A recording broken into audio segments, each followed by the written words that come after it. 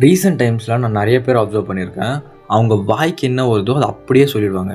But அவங்க சொல்கிறது மற்றவங்கள ரொம்ப ஹர்ட் பண்ணும்.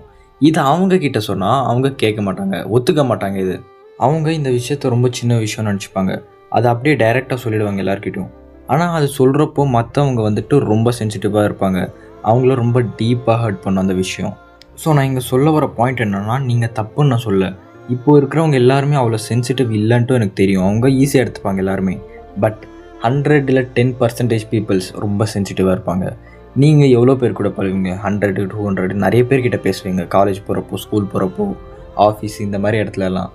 ஆனால் அந்த இடத்துல நீங்கள் பேசுகிறவங்க யாராச்சும் இருப்பாங்க, ஒருத்தரோ 2 பேரும்.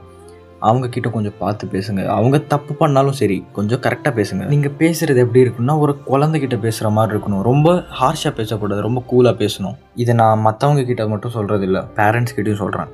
பேரண்ட்ஸ் இந்த ஜென்ரேஷனில் வந்துட்டு ரொம்ப கூலாக தான் இருக்காங்க. பட் சில பேர் ரொம்ப ஹார்ஷாக இருப்பாங்க. அவங்களுக்கு நான் சொல்கிறேன் இந்த விஷயம். தயவு செஞ்சு குழந்தைகிட்ட ரொம்ப கூலாக பேசுங்க, ஹார்ஷாக பேசாதீங்க. அவங்க ஏதாச்சும் வருத்தத்தில் இருந்தால் நீங்கள் ஹார்ஷாக பேசுகிறதுனால அவங்க இன்னும் டீப்பாக ஹர்ட் ஆகிட்டு சூசைட் கூட பண்ணிப்பாங்க ஒரு சிச்சுவேஷன்ஸில்.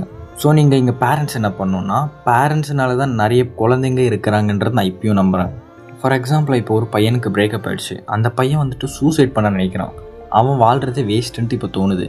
பட் அவன் இந்த டைமில் என்ன பண்ணணும்? அவங்க பேரண்ட்ஸ் இருக்காங்கடா, அவங்கள பார்த்துக்கணும், இந்த மாதிரி நினைக்கணும். இந்த மாதிரி அவன் நினைக்க மாட்டான், பேரண்ட்ஸ் தான் நினைக்க வைக்கணும். நீ இல்லைன்னா நாங்கள் எப்பட்றா அப்படின்ட்டு நீங்கள் பேரண்ட்ஸ் அவங்ககிட்ட கொஞ்சம் கூலாக சொல்லணும். ஸோ இங்கே வரைக்கும் வந்திருக்கீங்க, நான் சொன்னது புரிஞ்சுன்னு நினைக்கிறேன் எல்லாருக்குமே. ஸோ நம்ம டெய்லி இந்த மாதிரி விஷயத்த கொஞ்சமாக பேசி நிறைய தெரிஞ்சுப்போம்.